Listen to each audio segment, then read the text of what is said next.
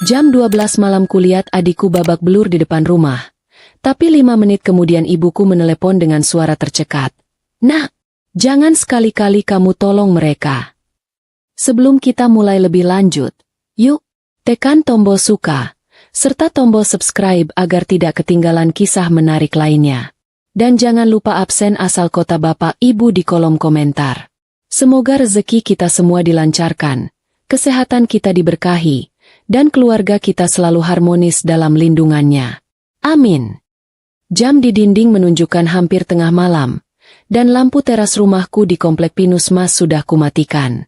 Aku Indah, duduk sendirian di ruang tengah, ditemani satu-satunya penerangan dari lampu tidur yang temaram. Suamiku, Yoga, sedang dinas keluar kota, dan sejujurnya, rumah sebesar ini terasa terlalu luas dan sunyi kalau hanya dihuni satu orang. Malam itu adalah malam Sabtu, tapi rasanya dingin sekali seperti malam Jumat Kliwon. Entahlah, mungkin hanya perasaanku saja. Aku baru saja menyelesaikan sholat Isya, sambil mendoakan suamiku yang katanya sedang sibuk dengan proyek besar di luar Jawa. Rasa sepi itu semakin menjadi-jadi, membuatku merinding sendiri. Tiba-tiba, keheningan pecah oleh suara benturan yang keras dan gaduh di depan pagar gerbang. Jantungku langsung melompat ke tenggorokan. Suara itu bukan suara kucing berkelahi, apalagi suara ranting jatuh. Ini seperti seseorang dilemparkan ke pagar besi yang kokoh. Aku menahan napas, mencoba mendengarkan lagi, berharap indraku salah. Namun, tak lama kemudian terdengar suara lain. Rintihan tertahan, seperti seseorang sedang menahan rasa sakit yang luar biasa. Bulu kuduku seketika berdiri tegak. Aku bergegas meraih ponsel, dan tanganku sedikit gemetar saat membuka aplikasi kamera CCTV. Di bawah cahaya lampu jalan yang agak remang, aku melihat dua sosok. Satu sosok dewasa yang tersungkur lemas, bersandar di pilar gerbang, dan satu sosok kecil yang duduk diam di kursi roda. Pikiranku langsung berputar kencang. Siapa yang bertamu jam segini? Jangan-jangan perampok? Tapi mereka tampak seperti korban, bukan pelaku. Aku mendekatkan wajahku ke layar ponsel yang berpendar, mencoba memperjelas sosok itu. Aku langsung mengenali mereka. Itu Sari, adik kandung suamiku, dan yang di kursi roda itu adalah keponakanku, Caca. Melihat kondisi mereka yang ambruk di gerbang, aku tak butuh waktu lama untuk berpikir. Naluri keluarga mengambil alih segalanya. Aku bergegas menuju pintu utama, meraih gagangnya, siap membuka kunci. Mereka keluargaku. Mereka pasti sedang dalam bahaya besar. Saat tanganku hendak memutar kunci pintu, ponsel di tanganku berdering nyaring, memecah kesunyian malam dan membuatku terlonjak kaget. Nama yang tertera di layar adalah Bu Asih, ibuku. Kenapa ibu menelepon jam segini? Perasaan tidak enak langsung menjalar dingin di seluruh tubuhku, seperti ada yang salah. Aku menarik napas dalam, mencoba menenangkan diri. Assalamualaikum, Bu. Ada apa, Bu? Indah di rumah. Sapaku pelan. Suara ibuku di seberang sana terdengar panik luar biasa. Napasnya terengah-engah, bukan sekadar khawatir, tapi panik seperti habis berlari maraton. Nak, kamu di rumah? Sendirian? Kamu baik-baik saja? Tanyanya tanpa basa-basi, tanpa salam, langsung ke intinya. Aku berjalan cepat ke jendela di samping pintu, mengintip dari balik tirai. Pemandangan di luar lebih jelas daripada CCTV. Sari memang terluka. Pakaiannya tampak basah kuyup dan kotor. Rambutnya acak-acakan, dan ia memegangi lengannya. Iya, Bu, Indah baik-baik saja. Ada apa, Bu? Kenapa ibu panik sekali begini? Tanyaku. Kini ikut merinding karena nada suara ibu yang tidak pernah kudengar sebelumnya. Dengar ibu baik-baik, Nak. Suara ibu meninggi, penuh penekanan. Apapun yang terjadi, jangan buka pintu untuk siapapun malam ini. Kunci semua pintu dan jendela. Jangan keluar rumah. Aku semakin bingung, tidak mengerti. Bagaimana mungkin aku tidak membuka pintu? Itu keluargaku sendiri. Tapi, Bu, di depan rumah ada Sari, adik ipar Indah. Dia kelihatannya terluka parah. Dia bawa Caca. Jawabku. Kini suaraku terdengar seperti berbisik. Aku harus menolong mereka, Bu. Tidak. Ibuku berteriak. Aku terlonjak kaget. Ibu tidak pernah berteriak padaku sekeras itu. Ibu tidak peduli siapa itu. Indah. Ibu baru dapat kabar. Kabar yang sangat buruk. Dengar. Indah. Jangan tolong anak cacat itu. Apapun yang terjadi, jangan biarkan dia masuk. Tegasnya. Suaranya kini kembali normal tapi dengan nada yang dingin, menakutkan. Aku terdiam. Anak cacat? Maksud ibu, Caca? Keponakanku sendiri? Caca yang lumpuh dan rapuh itu? Ibu. Apa yang ibu bicarakan? Caca itu keponakanku, Bu. Kataku, mencoba berpikir jernih. Peringatan itu terasa sangat tidak masuk akal. Ibu tidak bisa jelaskan sekarang. Nak. Berbahaya. Pokoknya, turuti kata ibu. Mereka bukan seperti yang kamu kira. Jangan buka pintunya. Ibu mohon. Nak. Pintanya lagi. Jantungku berdebar kencang. Terbelah di antara dua pilihan yang sama-sama terasa salah. Di satu sisi, ibuku, orang yang paling kupercayai di dunia, baru saja memberiku peringatan yang spesifik dan menakutkan. Di sisi lain, di luar sana, Sari mengangkat wajahnya yang pucat ke arah jendela. Mata kami bertemu. Aku bisa melihat jejak air mata bercampur darah kering di pipinya. Dia tidak berteriak. Dia hanya menatapku dengan tatapan memohon yang begitu putus asa. Bibirnya bergerak tanpa suara, membentuk kata, tolong. Lalu Sari menoleh ke arah Caca, yang duduk diam membisu di kursi rodanya. Caca seperti biasa, hanya menatap lurus ke depan. Wajahnya pucat dan kosong. Tidak ada ekspresi takut atau bingung. Hanya kekosongan yang selalu ada di sana. Melihat kondisi mereka, bagaimana mungkin aku tega membiarkan mereka kedinginan di luar? Sari adalah adik kandung suamiku. Dia adalah keluargaku. Peringatan ibuku terasa aneh dan tak masuk akal. Mungkin ibu hanya salah dengar. Bu, aku tidak bisa. Lirihku pada akhirnya. Hatiku hancur oleh pemandangan di depanku. Sari berdarah. Bu, aku tidak mungkin membiarkan dia dan anaknya di jalanan jam segini.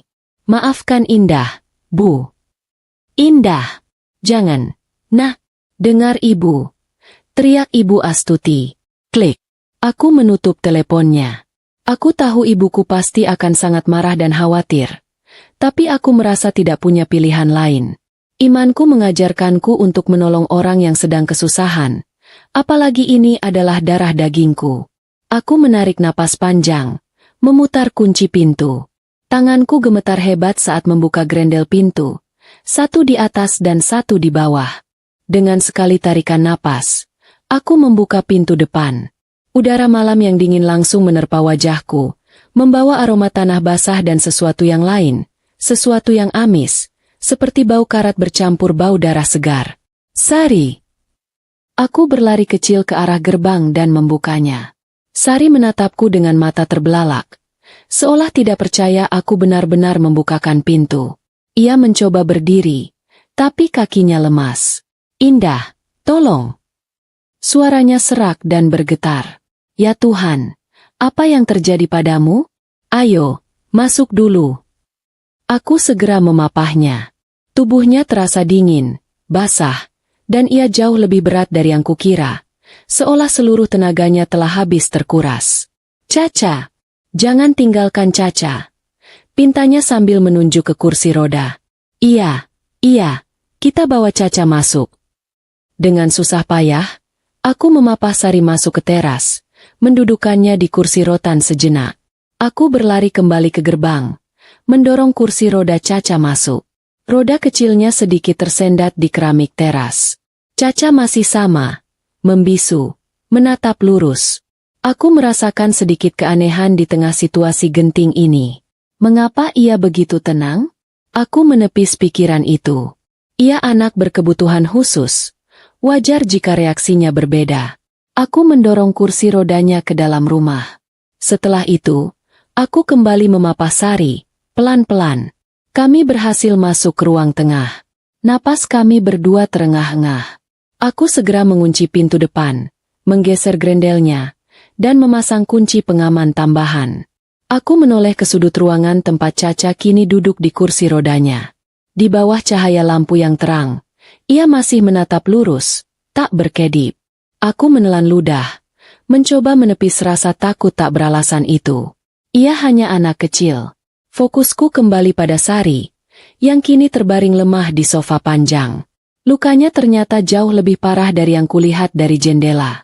Ada memar besar di pipinya, bibirnya sobek, dan lengan bajunya yang robek memperlihatkan goresan dalam yang masih mengeluarkan darah. Ia gemetar hebat, entah karena kedinginan atau ketakutan yang mendalam. Aku ambilkan kotak P3K dan air hangat. "Kamu aman di sini, Sar," kataku. Suaraku berusaha tetap tenang. "Ceritakan padaku. Siapa yang melakukan ini padamu?" Sari menatapku dengan mata penuh teror. Ia membuka mulutnya, tetapi hanya suara gemetar yang keluar. Ia menelan ludah, lalu berbisik. Bisikan itu begitu pelan, tapi cukup untuk membuat darahku serasa berhenti mengalir. Dia tahu. Indah. Yoga tahu. Aku mengambil buktinya. Ibu, dan Yoga mereka semua. Ia menyebut nama suamiku. Yoga. Jantungku serasa berhenti berdetak selama beberapa detik. Yoga? Apa maksud Sari menyebut nama suamiku? Apa hubungannya Yoga, yang sedang dinas di luar kota, dengan kondisi Sari yang babak belur di depanku?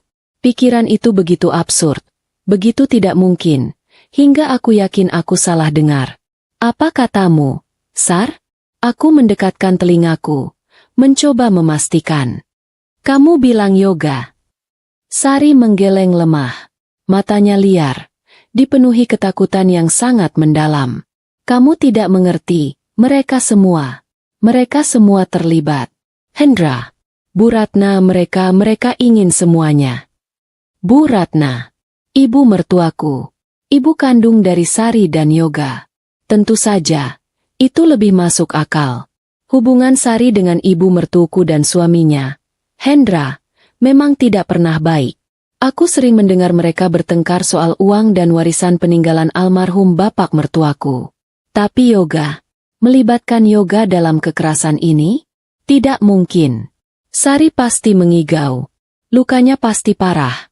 Mungkin ia mengalami gegar otak. "Tenang dulu, Sar, kamu syok," kataku, berusaha menenangkan diriku sendiri sekaligus dirinya.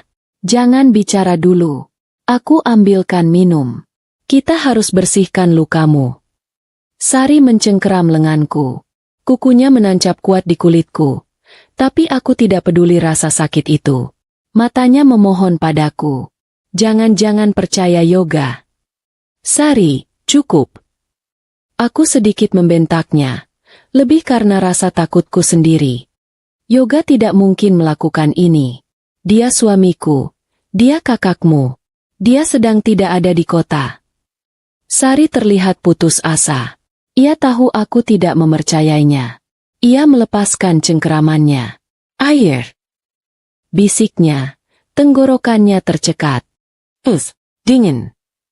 "Baik." Aku ambilkan air hangat dan selimut. Aku bangkit berdiri.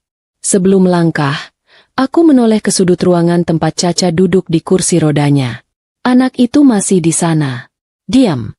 Tidak bergerak. Seperti boneka pajangan. Peringatan ibuku kembali berdesir di benakku. Tapi aku menggelengkan kepala, mengusir pikiran buruk itu. Aku harus fokus pada Sari. Aku bergegas ke dapur. Tanganku gemetar saat menyalakan kompor untuk menghangatkan air di panci kecil. Sambil menunggu, aku mengambil selimut tebal dari lemari. Pikiranku berputar kencang. Jelas Sari butuh pertolongan medis. Tapi dia tadi bilang jangan. Dia takut pada Hendra. Jika aku menelepon ambulans, apakah Hendra akan tahu? Dan Yoga. Kenapa Sari menyebut namanya? Air di panci mulai beruap. Aku menuangkannya ke gelas, menambahkan sedikit air dingin agar menjadi hangat. Aku juga mengambil kotak P3K dari lemari obat. Aku menatanya semua di atas nampan. Aku menatap jam dinding di dapur. Sudah hampir 15 menit sejak mereka masuk. Aku membawa nampan itu kembali ke ruang tengah. Sari, ini air hangatnya. Minum pelan-pelan. Ya, setelah ini kita obati lukamu. Tidak ada jawaban. Aku melangkah lebih dekat ke sofa, dan pemandangan yang menyambutku membuat nampan di tanganku jatuh berantakan ke lantai. Gelas pecah. Air hangat tumpah. Perban dan botol antiseptik berhamburan di atas keramik. Aku tidak peduli. Mataku terpaku pada sosok Sari. Ia tidak lagi di sofa. Ia tergeletak di lantai, di samping genangan air dari pakaiannya yang basah. Tubuhnya kejang hebat. Mata putihnya terlihat jelas saat tubuhnya kaku dan bergetar. Mulutnya. Ya Tuhan. Mulutnya mengeluarkan busa putih kental yang mengalir ke pipinya. Sari. Aku menjerit histeris. Aku menjatuhkan diri berlutut di sampingnya. Sari. Bertahan. Apa yang terjadi? Ia diracun. Pikiran itu menghantamku seperti palu besar. Ini bukan sekadar penganiayaan. Ini percobaan pembunuhan. Kejangnya mulai melambat. Tubuhnya yang tadi kaku kini mulai lemas. Ia sepertinya menggunakan sisa-sisa kesadaran yang terakhir. Matanya yang tadinya terbalik kini berusaha fokus.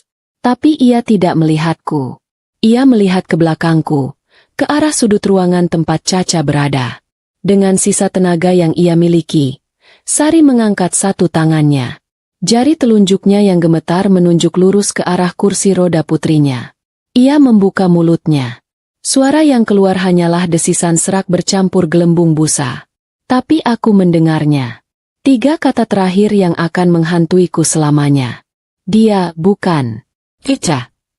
Setelah mengucapkan itu, tangannya jatuh terkulai ke lantai. Matanya kehilangan fokus. Napas terakhirnya keluar dalam satu helaan panjang yang menyakitkan. Dan kemudian hening. Sari telah mati tepat di depanku, di ruang tengah rumahku. Aku membeku. Waktu serasa berhenti. Aku tidak bisa bernapas. Aku hanya bisa menatap wajah Sari yang kini damai. Kontras dengan busa menjijikkan di mulutnya. Ia mati. Dibunuh. Lalu aku mendengar suara. Suara yang seharusnya tidak mungkin ada. Klek. Itu adalah suara rem kursi roda yang dilepaskan. Aku memutar kepalaku perlahan. Sangat perlahan. Mataku yang penuh air mata menatap ke sudut ruangan. Kursi roda itu kosong. Napas tercekat di tenggorokan. Lalu, dari bayang-bayang di samping lemari buku, sesosok tubuh kecil melangkah keluar. Itu adalah Caca. Atau setidaknya, anak yang kukira Caca. Ia berdiri tegak. Sangat tegak. Tidak ada tanda-tanda kelumpuhan. Tidak ada tanda-tanda kelemahan. Anak perempuan itu berdiri, menatapku. Tatapan kosongnya yang seperti boneka telah lenyap. Yang ada kini adalah tatapan mata yang tajam, dingin, dan penuh perhitungan. Itu adalah tatapan mata orang dewasa yang terjebak di wajah seorang anak. Tubuhku lemas ketika aku terduduk di lantai, di samping mayat Sari. Kakiku tidak bisa menopang tubuhku lagi. Teror yang murni dan absolut melumpuhkanku. Peringatan ibuku berputar di kepalaku seperti kaset rusak. Jangan tolong anak cacat itu. Anak itu, Caca palsu itu, menatapku. Lalu dia melakukan sesuatu yang membuat darah di sekujur tubuhku terasa membeku. Dia tersenyum. Bukan senyum seorang anak. Itu adalah senyum miring yang penuh kemenangan dan ejekan. Seolah dia baru saja menyelesaikan sebuah pertunjukan. Dan aku adalah penonton bodoh yang tertipu. Ketakutan memberiku kekuatan terakhir. Tanganku yang gemetar merogoh saku gamisku, mencari ponsel. Benda itu masih ada di sana. Aku menariknya keluar. Jari-jariku yang kaku hampir tidak bisa memegangnya. Aku menekan tombol panggilan darurat. 110. Gumamku, nyaris tak bersuara. Panggilan itu tersambung. Polisi. Bisikku ke telepon. Suaraku pecah oleh isak tangis yang tertahan. Tolong saya. Anak itu hanya mengamatiku. Kepalanya sedikit miring, seolah tertarik dengan pemandangan di depannya. Di rumah saya, di Komplek Pinus Mas, Blok C7. Aku terisak. Mataku tidak pernah lepas dari anak iblis itu. Adik ipar saya, Sari, dia meninggal. Dia dibunuh. Dia diracun. Dan anaknya. Aku mulai histeris. Aku tidak bisa menahannya lagi. Anaknya. Dia tidak cacat. Dia berdiri. Dia berdiri dan tersenyum. Ya Tuhan, tolong saya. Kirim seseorang cepat. Aku menjerit sejadi-jadinya. Anak itu tidak bergerak. Dia hanya terus menatapku dengan senyum mengerikan itu. Waktu sudah menunjukkan pukul 1.05 pagi. 1 jam telah berlalu sejak mereka masuk. Dan sirene polisi mulai terdengar sayup-sayup di kejauhan. Aku berhasil. Aku memanggil polisi. Raungan sirene di kejauhan adalah satu-satunya suara nyata di tengah kekacauan yang melanda rumahku. Aku masih terduduk lemas di lantai, di samping tubuh kaku Sari yang matanya menatap kosong ke langit-langit. Telepon masih tergenggam di tanganku yang terkulai, sementara operator di seberang sana memanggil-manggil namaku. Nyonya Indah? Nyonya? Anda masih di sana? Aku tidak bisa menjawab.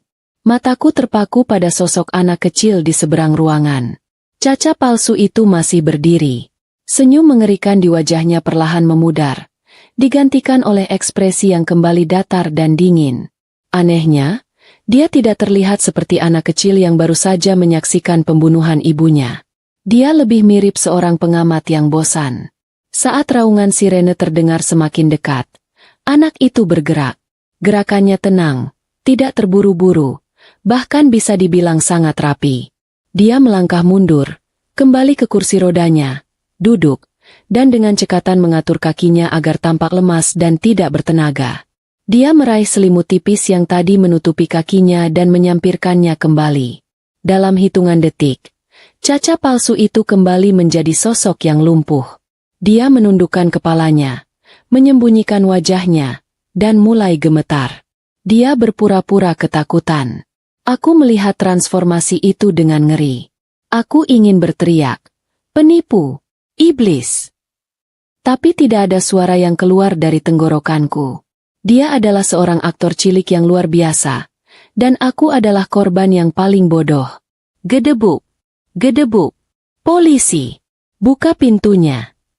Suara teriakan yang berat dan tegas menggema dari luar, diikuti oleh suara gedoran yang lebih keras. Aku tidak bergerak. Aku lumpuh di tempat. Braak! Pintu depan didobrak paksa. 3 petugas berseragam menyerbu masuk, senjata teracung. Mereka melihat aku di lantai, lalu melihat tubuh Sari, dan terakhir melihat anak kecil di kursi roda yang kini terisak pelan dan gemetar ketakutan. "Angkat tangan!" teriak petugas yang memimpin. Dia. Aku akhirnya menemukan suaraku.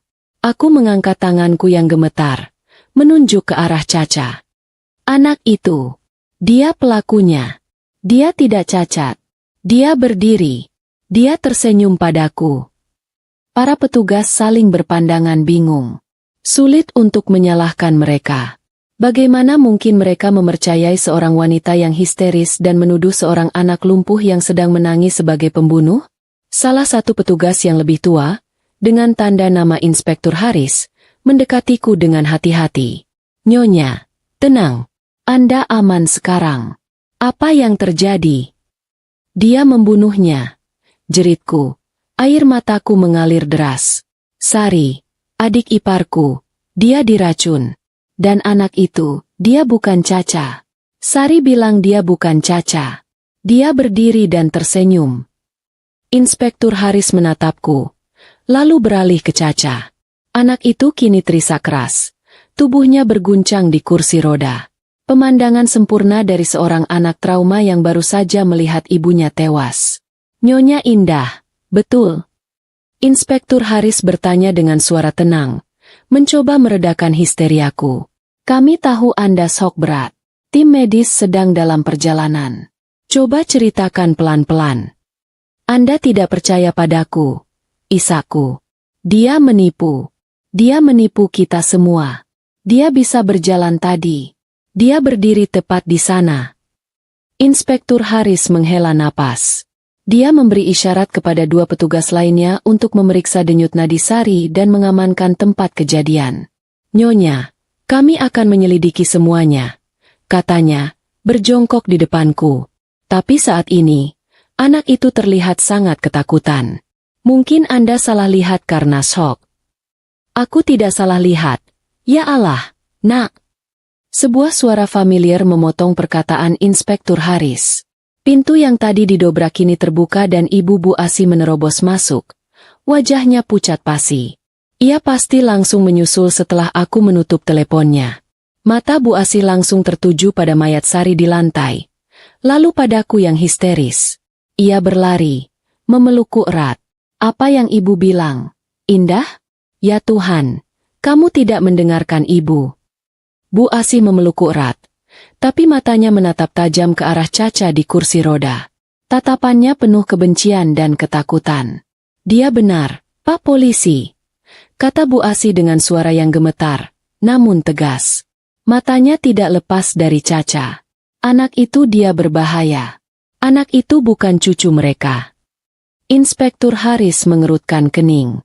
Sekarang ada dua orang yang mengatakan hal aneh tentang anak itu. "Maaf, Bu. Anda siapa? Dan apa maksud Anda, bukan cucu mereka?" "Saya ibunya Indah," kata Bu Asih. "Dengar, Pak. Saya tahu ini kedengarannya gila. Tapi saya mohon dengarkan saya." Bu Asih menarikku berdiri, memapahku menjauh dari mayat Sari menuju dapur, memberi jarak dari keriuhan di ruang tengah. Inspektur Haris mengikutiku. Di dapur, di bawah cahaya lampu yang terang, Bu Asih akhirnya menjelaskan. "Pak, saya tahu mereka sekeluarga gila harta. Sejak almarhum besan saya meninggal setahun lalu, pertengkaran soal warisan tidak pernah berhenti. Saya tidak percaya pada mereka. Pak, saya tidak ingin putri saya terjebak dalam masalah mereka. Jadi, saya menyewa seorang penyelidik swasta, hanya untuk memastikan Indah aman. 2 hari lalu, penyelidik saya menelepon," lanjut Bu Asih, suaranya pelan. "Dia bilang Sari dalam bahaya besar. Sari rupanya menemukan sesuatu, bukti bahwa kematian ayahnya bukan kecelakaan. Dia bilang Sari akan dibungkam oleh keluarganya sendiri." Aku terkesiap. Jadi Sari tidak mengigau? Dan penyelidik saya bilang, Bu Asih menelan ludah. "Mereka menggunakan alat untuk menjebak Sari. Sesuatu yang berhubungan dengan anaknya, Caca." Penyelidik saya bilang mereka menukar Caca yang asli disembunyikan, dan mereka menggantinya dengan anak lain. Anak cacat itu. Itu peringatan yang saya dapatkan. Jangan tolong anak cacat itu. Saya terlambat. Saya gagal memperingatkan Indah tepat waktu. Keheningan total memenuhi dapur. Aku menatap ibuku, terkejut sekaligus lega. Aku tidak gila. Apa yang kulihat nyata. Ini motif yang sangat rumit, Bu. Menukar anak. Inspektur Haris tampak berpikir keras. Tiba-tiba, seorang petugas forensik memanggil dari ruang tengah. "Inspektur, Anda harus melihat ini." Aku dan ibuku mengikuti Inspektur Haris kembali ke ruang tengah. Petugas itu berjongkok di samping Sari. "Lihat tangannya, Pak," kata petugas itu. Tangan kirinya. Dia menggenggam sesuatu dengan sangat erat. Sepertinya kertas. Jantungku berdebar kencang. Bukti itu, kah? Bukti yang Sari sebutkan sebelum dia tewas? Menggunakan pinset, petugas itu dengan hati-hati membuka kepalan tangan Sari yang sudah kaku. Jari-jari itu terbuka satu persatu, memperlihatkan secari kertas kecil yang basah kuyup oleh keringat dan darah. Kertas itu terlipat dan kumal. Petugas itu mengambilnya, membukanya perlahan di atas kantong barang bukti. Tulisannya ditulis dengan pulpen. Sebagian tintanya luntur, tapi masih bisa dibaca dengan jelas. Hanya ada 3 kata di kertas itu. Autopsi ayah, racun. Aku menutup mulutku, menahan jeritan. Jadi benar, ayah mertuaku tidak meninggal wajar. Dia diracun. Dan Sari tahu. Sari sedang dalam proses membongkar kejahatan itu. Kejahatan yang dilakukan oleh keluarganya sendiri. Dia datang ke rumahku malam ini untuk mencari perlindungan, untuk memberikan bukti itu, dan dia gagal. Inspektur Haris menatap kertas itu, lalu menatap ibuku, dan terakhir menatapku. Wajahnya yang tadinya skeptis kini berubah menjadi sangat serius.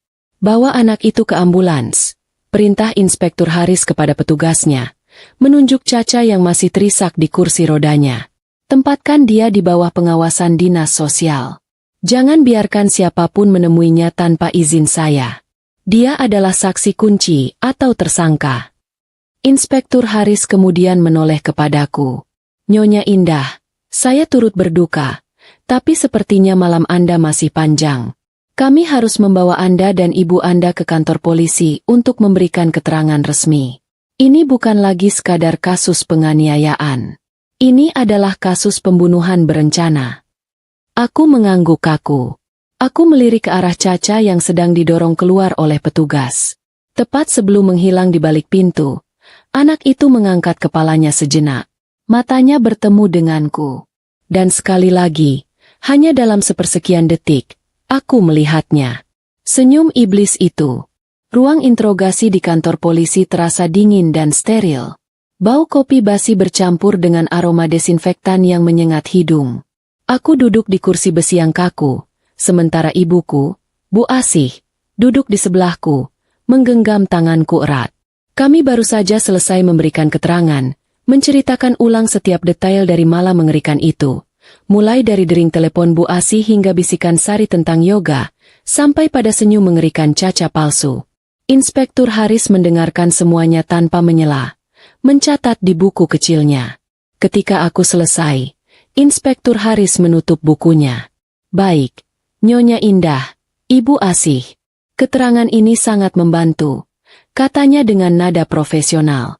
Kami sudah menempatkan anak yang Anda sebut Caca palsu itu di rumah aman dinas sosial. Dia sangat kooperatif. Kooperatif? Tanyaku, tidak percaya. Ya. Dia kembali ke mode anak cacat nonverbal, hanya menangis dan gemetar. Jelas Haris. Psikolog anak kami sedang menanganinya. Sejujurnya, jika bukan karena kesaksian Anda berdua dan catatan, autopsi ayah, racun, itu, kami akan menganggap Anda berdua mengalami delusi akibat trauma. Inspektur Haris berdiri. Tim kami sedang menuju ke rumah Nyonya Sari dan Tuan Hendra. Kami juga akan segera memanggil Tuan Hendra dan Bu Ratna untuk diinterogasi. Aku menunduk. Satu hal lagi, Nyonya Indah, kata Inspektur Haris sebelum pergi. Anda bilang korban menyebut nama suami Anda, Tuan Yoga. Aku mengangguk lemah. Sari bilang, Ibu dan Yoga mereka semua. Tapi saya tidak percaya, Pak. Yoga sedang dinas keluar kota. Dinas di mana, Nyonya? Boleh kami tahu? Aku memberitahukan nama kota dan hotel tempat Yoga seharusnya menginap. Kami akan memeriksanya, kata Inspektur Haris. Anda boleh pergi, tapi jangan tinggalkan kota. Kami akan menghubungi Anda secepatnya. Aku dan ibuku keluar dari kantor polisi. Langit di luar sudah mulai memerah. Tanda fajar akan segera tiba. Rasanya seperti kami telah melewati malam terpanjang dalam hidup kami. Kami memutuskan untuk pergi ke rumah Bu Asih. Sepanjang perjalanan, aku terus mencoba menelepon Yoga. Masih sama, langsung masuk ke kotak suara. Rasa cemas yang dingin kini mulai menjalar. Bukan takut pada hantu, tapi takut pada pria yang selama ini tidur di sampingku. Coba terus, Nak, kata Bu Asih pelan. Matanya fokus ke jalan. Aku mencoba lagi. 1 dering. 2 dering. 3 dering. Halo? Sebuah suara serak dan mengantuk menjawab. Itu suara Yoga. Aku merasakan kelegaan sesaat. Tapi langsung berganti rasa bersalah karena telah meragukannya. Yoga. Ya Tuhan, Yoga. Akhirnya. Aku terisak di telepon. Sesuatu yang mengerikan terjadi. Indah? Ada apa ini jam berapa? Suara Yoga terdengar kesal karena tidurnya terganggu.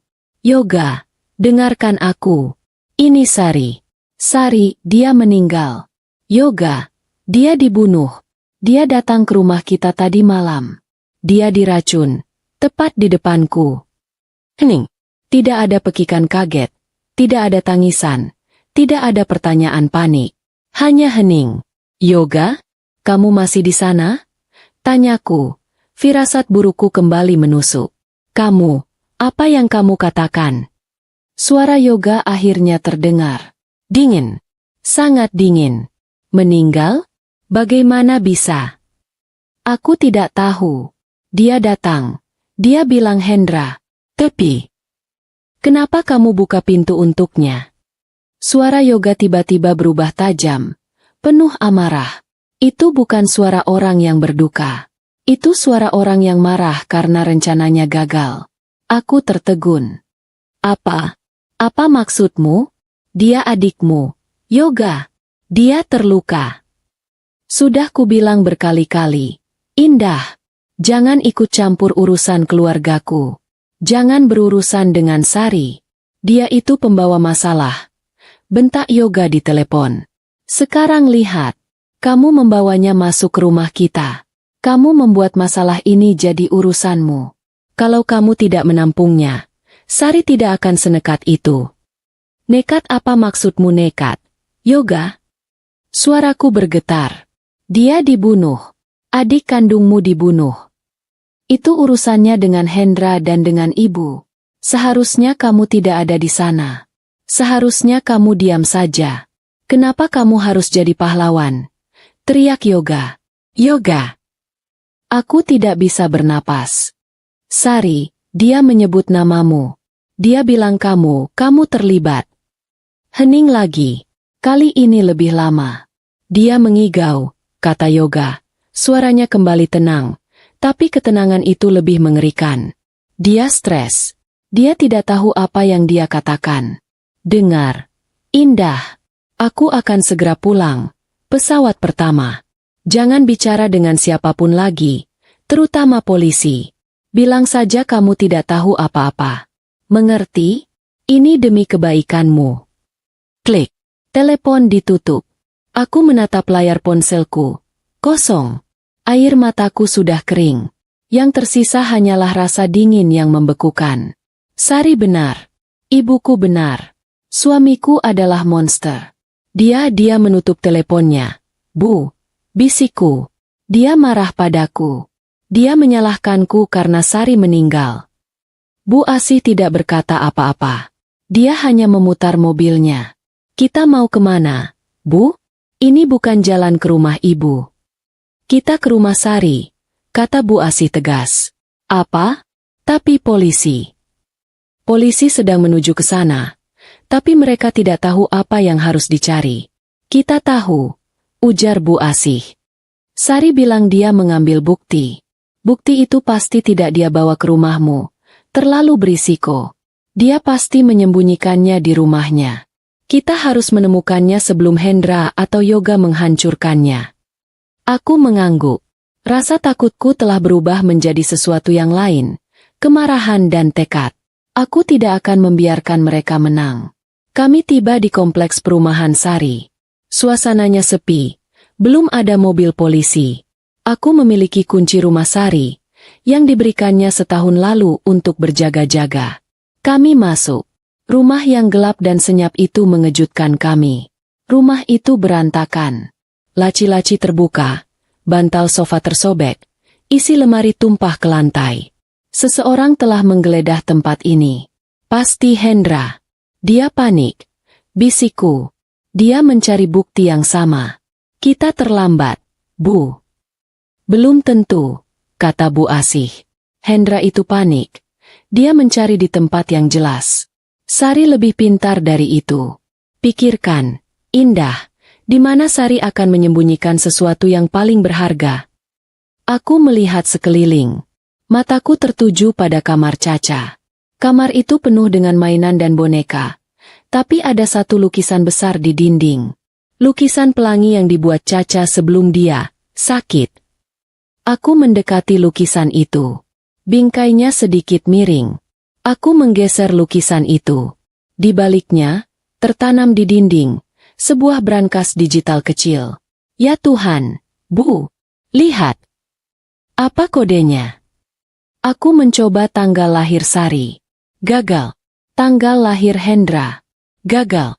Tanggal lahir Caca. Gagal. Aku terdiam. Aku teringat surat kecil di tangan Sari. Autopsi ayah, racun. Aku mencoba memasukkan tanggal kematian bapak mertuaku. Klik. Brankas itu terbuka. Napas kami tercekat. Di dalamnya tidak banyak.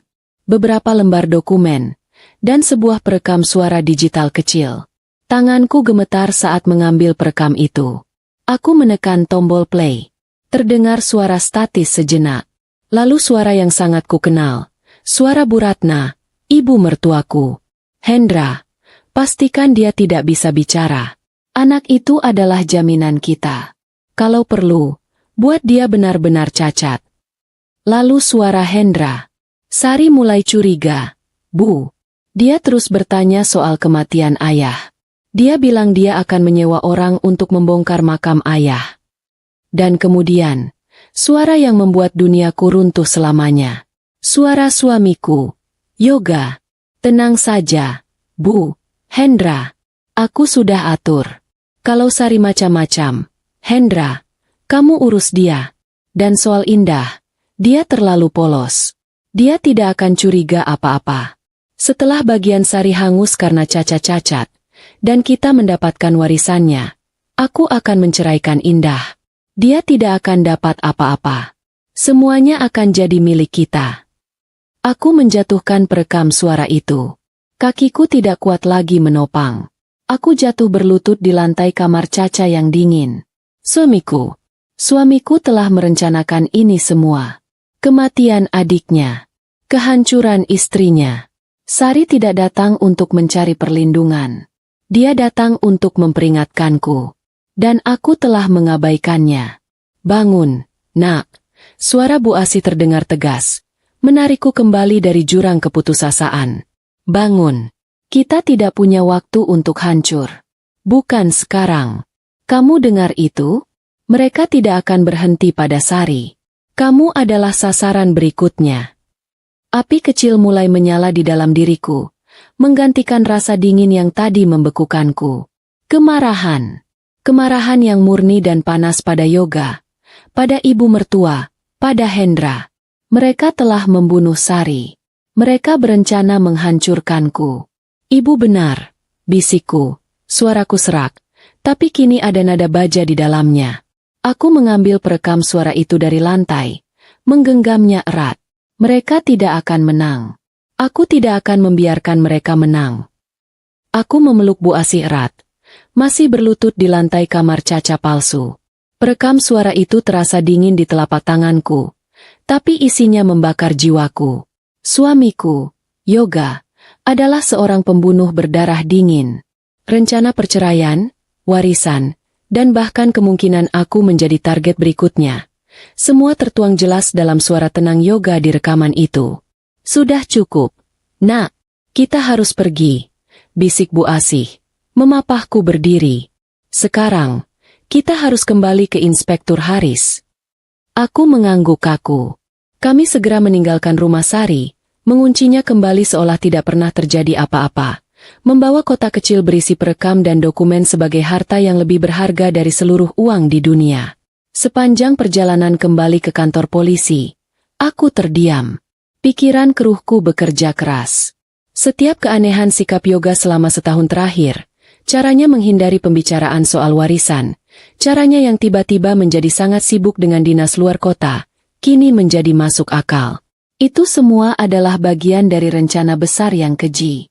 Kami tiba di kantor polisi saat fajar telah sepenuhnya menyingsing. Tanpa basa-basi, aku dan Bu Asih langsung meminta bertemu Inspektur Haris, mengatakan ini adalah keadaan darurat. Inspektur Haris tampak lelah. Secangkir kopi hitam kental tersaji di mejanya. Nyonya Indah, Ibu Asih, ada perkembangan? Tanyanya. Aku tidak berkata apa-apa. Aku hanya meletakkan perekam suara itu di atas meja Inspektur Haris, menekan tombol play, dan mundur selangkah. Selama 3 menit berikutnya, ruangan itu hening. Hanya terdengar suara dari rekaman itu. Suara Bu Ratna yang dingin, suara Hendra yang gugup, dan yang paling mematikan, Suara Yoga yang tenang dan penuh perhitungan, diakhiri dengan kalimat tentang menceraikanku. Wajah Inspektur Haris adalah tontonan yang menarik. Matanya menyipit, rahangnya mengeras. Begitu rekaman selesai, dia tidak langsung bergerak. Dia menatap rekam itu, lalu menatapku dengan pandangan penuh simpati yang sama sekali baru. Suami Anda. Inspektur Haris memulai. Suaranya tercekat. Dia sedang tidak di luar kota. Nyonya Indah.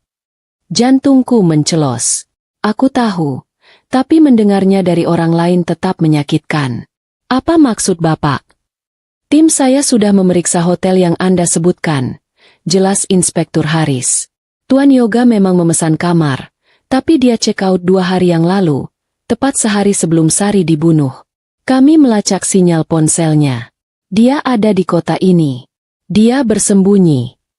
Jadi, bahkan dinas luar kota itu adalah kebohongan. Dia ada di sini. Mungkin dia mengawasi. Mungkin dia adalah orang yang memberi perintah terakhir untuk membunuh Sari. Aku terduduk lemas di kursiku. Inspektur Haris menekan tombol interkom di mejanya. Siapkan tim. Kita akan membongkar makam Tuan Haryanto, suami Ibu Ratna, segera. Minta surat perintah darurat. Lalu, dia beralih ke petugas lain. Bawa Hendra dan Bu Ratna ke sini sekarang. Pisahkan mereka. Dan panggil pengacara keluarga mereka. Saya ingin bicara dengannya mengenai surat wasiat. Surat wasiat? Tanyaku. Inspektur Haris mengangguk. Rekaman ini adalah motif, Nyonya. Tapi saya ingin tahu mengapa. Mengapa mereka begitu terobsesi dengan warisan itu? Dan mengapa mereka harus repot-repot menukar Caca? 1 jam kemudian, pengacara keluarga duduk di ruangan itu. Pria tua berkacamata yang tampak gugup. Awalnya dia menolak bicara, beralasan tentang kerahasiaan klien. Klien Anda, Bu Ratna dan Hendra, saat ini ditahan di ruang interogasi atas dugaan konspirasi pembunuhan berencana, kata Inspektur Haris dengan suara dingin. Dan klien Anda yang satu lagi, Yoga, sedang dalam pengejaran.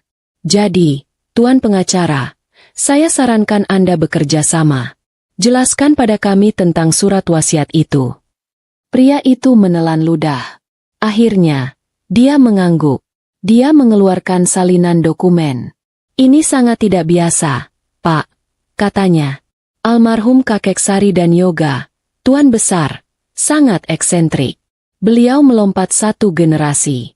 Hartanya dibekukan dalam dana perwalian, dan baru bisa dicairkan oleh cucu-cucunya, yaitu Yoga dan Sari. Lanjutkan, desak Inspektur Haris. Tapi ada klausul yang sangat ketat. Lanjut pengacara itu. Harta itu baru bisa dibagi rata antara Yoga dan Sari setelah mereka berdua menikah dan memiliki, ini kutipan pastinya, keturunan yang sehat walafiat, tanpa cacat permanen. Aku dan Bu Asih saling berpandangan. Syok. Apa yang terjadi jika salah satu keturunan itu cacat? Tanya Bu Asih tajam. Pengacara itu membalik halaman.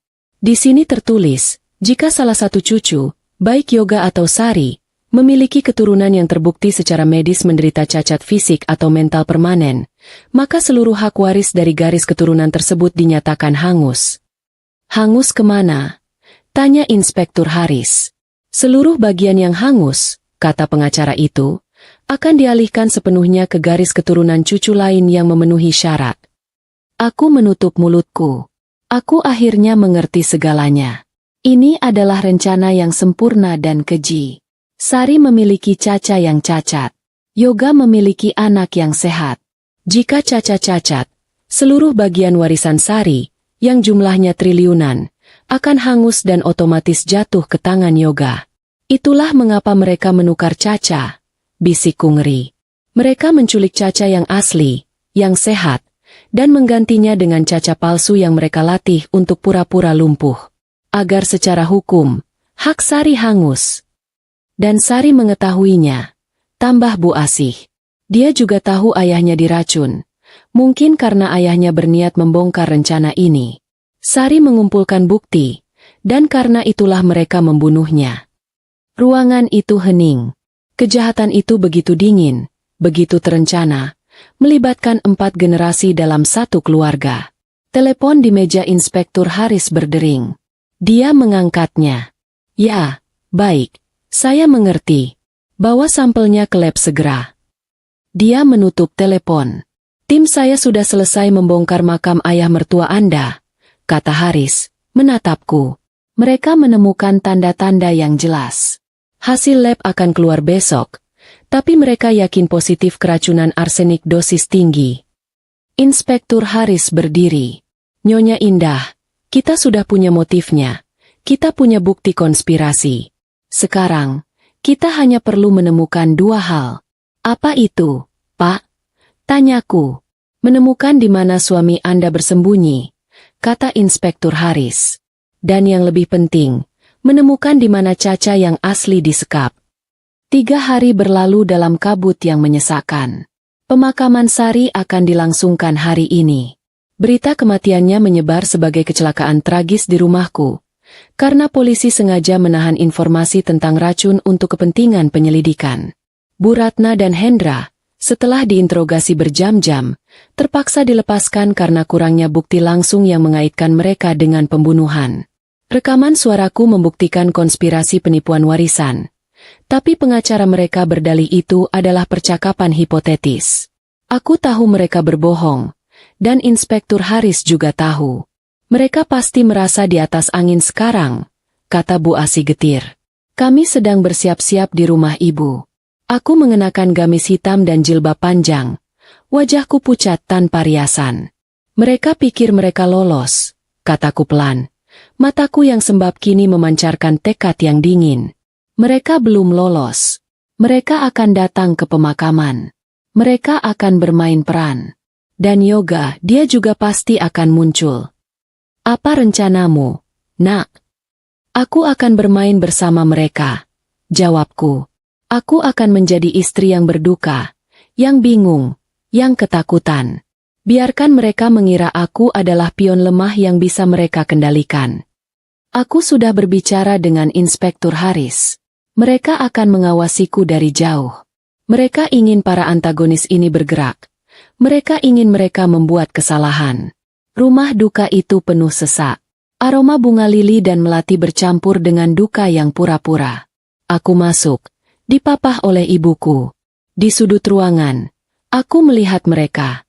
Bu Ratna duduk terkulai di kursi, menangis sesenggukan di depan peti mati putrinya.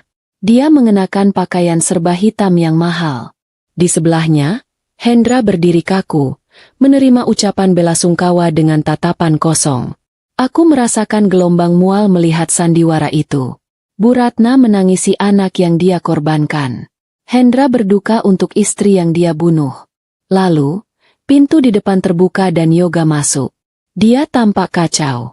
Kemejanya sedikit kusut, matanya merah, dan ada bekas janggut tipis di rahangnya. Dia terlihat persis seperti suami yang baru saja terbang dari luar kota, bergegas pulang setelah mendengar berita duka. Dia melihat sekeliling ruangan, dan saat matanya bertemu dengan mataku, dia berlari kecil. Indah, sayang. Dia memelukku erat, membenamkan wajahnya di bahuku. Aku menegang. Sentuhan kulitnya terasa seperti bara api. Aku harus menahan seluruh kekuatanku agar tidak mendorong dan memaki pria itu di depan semua orang. Mas, kamu datang, bisikku, memainkan peranku. Aku membiarkan tubuhku gemetar, berpura-pura mencari kekuatan dalam pelukan pembunuhnya. Maafkan aku, isak Yoga di bahuku. Isak tangis itu terdengar begitu nyata, begitu meyakinkan. Monster ini adalah aktor yang hebat. Maafkan aku baru bisa datang. Aku tidak percaya Sari pergi. Dia melepaskan pelukannya, menangkup wajahku. Maafkan aku soal telepon itu. Aku sok, sayang. Aku tidak bermaksud menyalahkanmu. Aku kalut. Aku menatap mata suamiku. Mata yang dulu selalu menenangkanku kini tampak seperti lubang hitam yang menelan segalanya. Aku takut, Mas, bisikku, membiarkan air mata sungguhan mengalir. Tapi air mata itu bukan karena takut. Itu air mata kemarahan. SSST, semua akan baik-baik saja. Aku di sini sekarang. Aku akan melindungimu, katanya. Melindungiku? Atau membungkamku? Batinku tajam. Yoga kemudian berjalan ke arah ibunya, memeluk Bu Ratna. Keduanya menangis bersama. Pemandangan ibu dan anak yang saling menguatkan. Sementara di belakang mereka, Hendra mengangguk singkat pada Yoga. Ketiga pembunuh itu kini berada di ruangan yang sama, mengelilingi peti mati korban mereka. Mereka bertukar pandang sekilas, pandangan yang penuh makna, sebelum kembali memasang topeng duka mereka. Sepanjang prosesi pemakaman, aku merasakan mata Yoga tidak pernah lepas dariku. Dia mengawasiku, mengukur reaksinya, melihat apakah aku curiga. Aku terus menunduk, terlihat lemah dan hancur.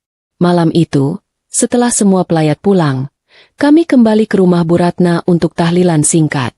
Hanya kami berlima, aku, Bu Asih, Yoga, Bu Ratna, dan Hendra. Suasananya begitu tegang. Setelah doa selesai, Bu Asih pamit ke dapur untuk membuat minum, memberi isyarat padaku bahwa dia akan mengawasi dari jauh. Yoga duduk di sebelahku di sofa. Dia meraih tanganku. Tangan itu terasa dingin. Indah, Yoga berbisik. Matanya menatap cemas ke arah Hendra dan ibunya yang sedang bicara pelan di sudut lain. Ada yang harus kukatakan padamu. Jantungku berdebar. Inilah saatnya. Aku tidak percaya pada ibu atau pada Hendra, bisik Yoga, mencoba memposisikan diri sebagai sekutuku.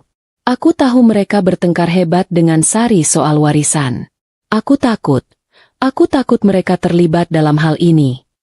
Sandiwara yang sempurna. Apa maksudmu, Mas? Tanyaku. Suaraku dibuat gemetar. Dengar. Yoga mencondongkan tubuhnya lebih dekat. Sebelum Sari meninggal, dia mengirimiku pesan-pesan suara. Dia bilang dia menyimpan bukti. Bukti asli tentang kematian ayah dan tentang penipuan warisan. Dia bilang dia terlalu takut menyimpannya di rumah. Dia menyembunyikannya di tempat lain. Di mana? Aku menahan napas.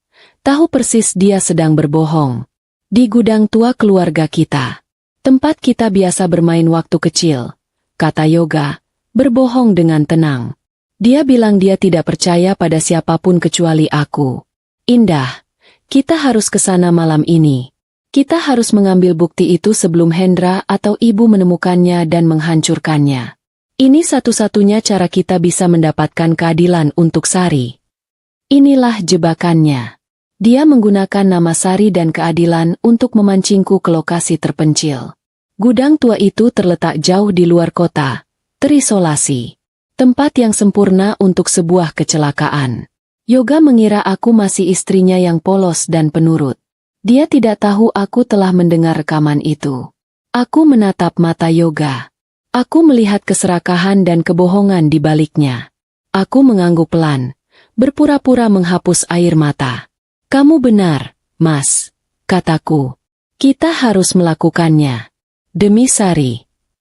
Aku akan ikut denganmu. Kapan kita pergi? Sekarang, kata Yoga, saat mereka tidak curiga. Baik, bisikku. Aku akan ambil tasku. Aku berdiri. Tanganku gemetar. Tapi kali ini bukan karena takut. Itu karena adrenalin. Aku berjalan ke dapur, di mana ibuku menunggu. Aku mengangguk singkat pada ibuku. Bu Asih segera mengirim pesan singkat kepada Inspektur Haris. Mereka bergerak. Gudang tua pabrik segera. Permainan telah dimulai. Perjalanan menuju gudang tua itu adalah siksaan terpanjang dalam hidupku. Aku duduk di kursi penumpang di sebelah Yoga. Pria itu menyetir dengan satu tangan di setir, sementara tangan lainnya menggenggam erat tanganku di atas konsol tengah. Genggaman itu, yang dulu terasa hangat dan melindungiku, kini terasa seperti borgol yang dingin. Udara di dalam mobil terasa pengap. Padahal pendingin udara menyala kencang. Yoga terus berbicara dengan nada pelan dan berduka, merangkai kebohongan demi kebohongan. Aku tidak percaya ibu bisa sejahat ini, Indah, katanya. Matanya menatap lurus ke jalanan desa yang gelap. Dan Hendra, dia selalu iri padaku. Aku yakin mereka memaksa Sari. Sari tidak mungkin menyerah begitu saja. Aku hanya mengangguk, memainkan peranku sebagai istri yang patuh dan ketakutan. Aku hanya ingin ini cepat berakhir. Mas, aku takut. SSST aku di sini, kata Yoga, meremas tanganku. Setelah kita dapatkan bukti ini, kita serahkan ke polisi. Kita akan pastikan mereka membusuk di penjara. Keadilan untuk Sari. Keadilan. Kata itu terasa begitu busuk di mulutnya. Aku melirik ponselku yang ada di pangkuan. Layarnya gelap. Aku berharap pesan Bu Asi sudah sampai ke Inspektur Haris. Aku berharap mereka tidak terlambat. Gudang ini terletak sangat jauh dari pusat kota. Tidak ada rumah di sekitarnya. Hanya hamparan kebun tebu yang gelap dan sunyi. Tempat yang sempurna untuk menghilangkan seseorang. Mobil berbelok dari jalan aspal, memasuki jalan tanah yang bergelombang. Lampu depan mobil menyorot sebuah bangunan besar dan tua yang tampak reot. Itulah gudang bekas pabrik tepung di kawasan sepi Karanganyar. Jantungku berdebar begitu kencang hingga terasa sakit di dada. Ini dia, kata Yoga, memarkir mobil di depan pintu geser besar yang terbuat dari besi. Dia mematikan mesin. Keheningan seketika menyergap kami. Hanya suara jangkrik yang terdengar. Tempatnya menyeramkan. Bisikku, sengaja menunjukkan ketakutan. Kita aman. Ayo, kata Yoga. Dia keluar dari mobil, berjalan ke sisiku dan membukakan pintu. Begitu sopan. Padahal ia sedang membawaku ke liang lahatku sendiri. Dia meraih senter besar dari laci dashboard. Kita harus cepat. Yoga menarik pintu geser yang berat itu. Suaranya berderit nyaring, memekakan telinga.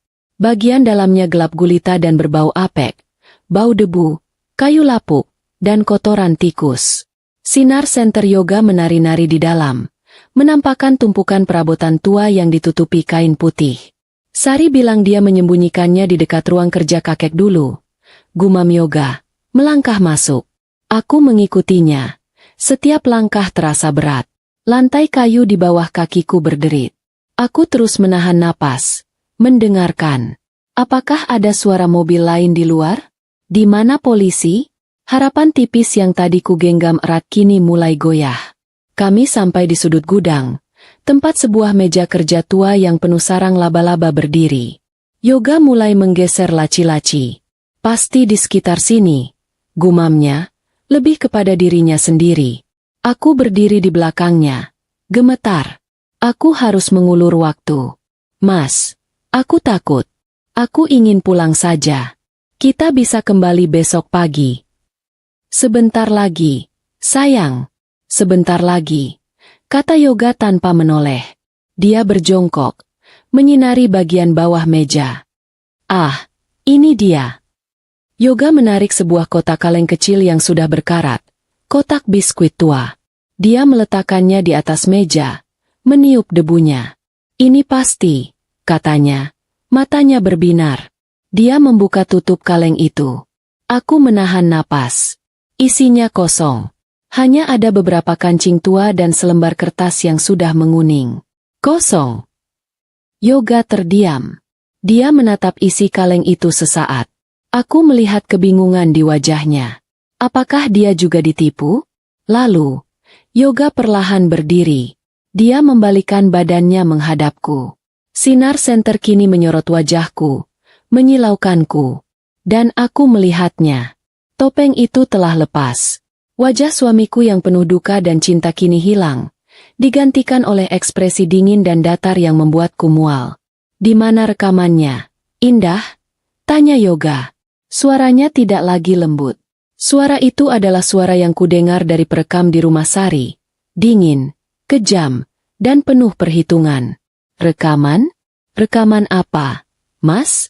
Aku tidak mengerti, kataku, berusaha mempertahankan aktingku. Yoga tertawa. Tawa pelan yang mengerikan. Jangan pura-pura bodoh lagi. Aktingmu hampir sempurna. Sayang. Tapi aku tahu kamu. Kamu pergi ke rumah Sari, bukan? Setelah kamu meneleponku. Kamu dan ibumu yang cerewet itu. Dia tahu.